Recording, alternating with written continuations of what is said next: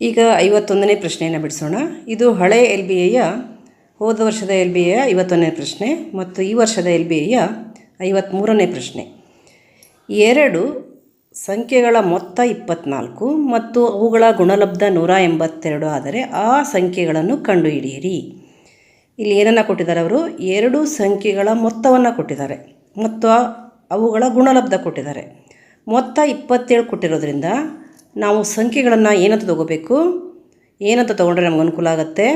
ಒಂದನ್ನು ಎಕ್ಸ್, ಇನ್ನೊಂದನ್ನು ಮೊತ್ತ ಎಷ್ಟಿದೆ ನೋಡಿ ಅಷ್ಟು -x. ಮೊತ್ತ 27 ಇರೋದ್ರಿಂದ ಇನ್ನೊಂದು ಸಂಖ್ಯೆ ಏನಾಗುತ್ತೆ? 27 - x ಆಗುತ್ತೆ. ಅದಕ್ಕೇನು ಬರೆಯೋಣ? ಆ ಎರಡು ಸಂಖ್ಯೆಗಳು x ಮತ್ತು 27 - x ಆಗಿರಲಿ. ಅವುಗಳ ಗುಣಲಬ್ಧ ಅಂದರೆ x × 27 - x = 182 ಆಗುತ್ತೆ. ನಾವು ನಂತರ ಬರೆಯೋಣ. ಎರಡು ಸಂಖ್ಯೆಗಳು x ಮತ್ತು 27 - x ಆಗಿರಲಿ. ಎರಡು ಸಂಖ್ಯೆಗಳು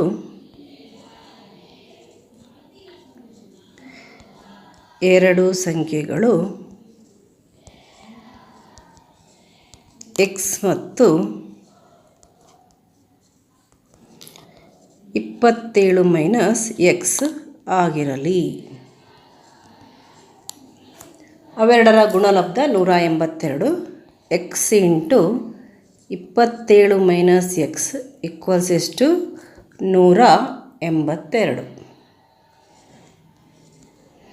ಇಲ್ಲಿ ನಾವು ಎಕ್ಸನ್ನು 27ಕ್ಕೆ ಮತ್ತು ಎಕ್ಸಿಂದ -xಕ್ಕೆ ಗುಣಿಸಿ ಬರೆಯೋಣ.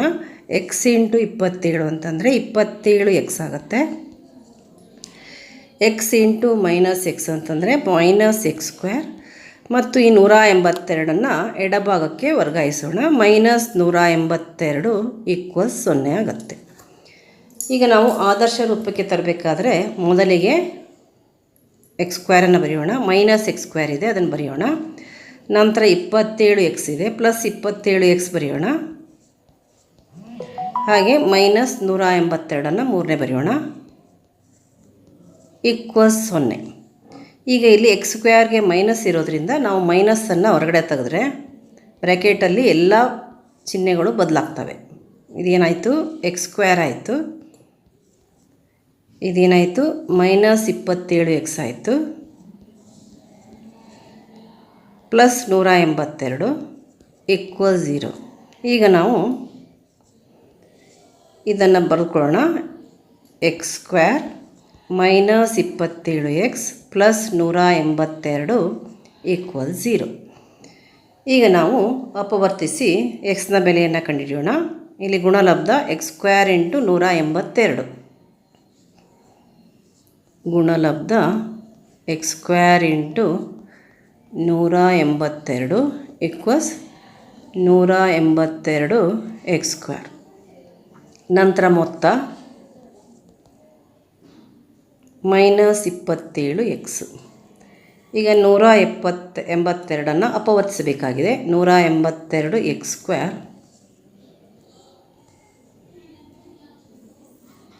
ಇಲ್ಲಿ 182 ಏನಿದೆ ಪ್ಲಸ್ ಇರೋದ್ರಿಂದ ಎರಡಕ್ಕೂ ಸೇಮ್ ಚಿಹ್ನೆ ಬರುತ್ತೆ. ಯಾವುದು ಅಂತಂದರೆ ಮೊತ್ತದ ಚಿಹ್ನೆ ಮೈನಸ್ ಬರುತ್ತೆ.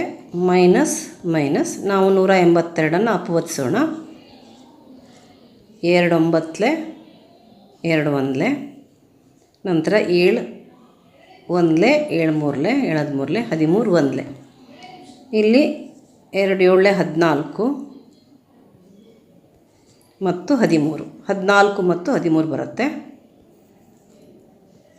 14x -13x. ಇಲ್ಲಿ -14x × -13x ಅಂತಂದರೆ 182x² ಆಗುತ್ತೆ.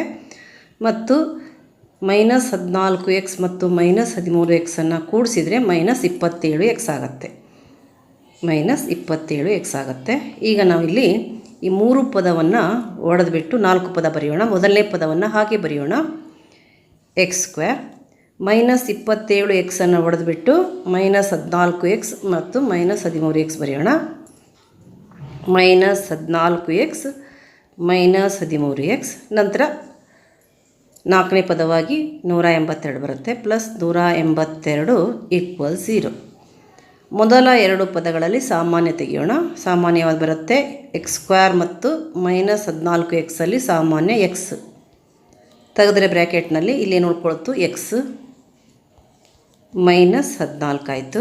ಹಾಗೆ ಇವೆರಡರಲ್ಲಿ ಸಾಮಾನ್ಯ -13 ಇಲ್ಲೇನು ಉಳ್ಕೊಳ್ತು x ಉಳ್ಕೊಳ್ತು -13 14 182.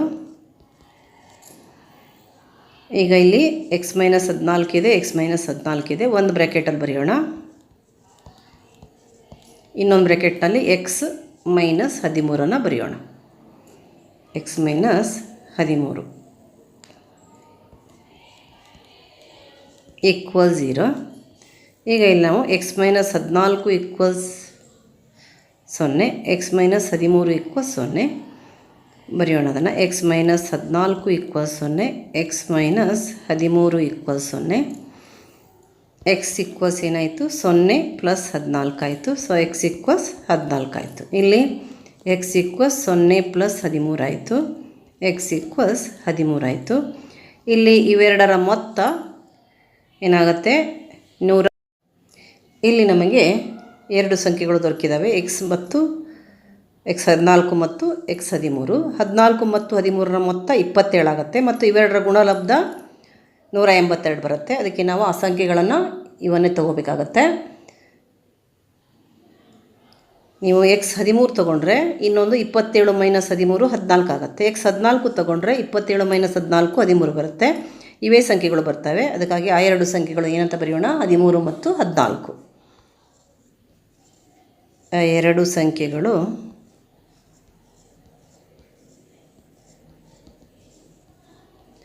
13 ಮತ್ತು 14.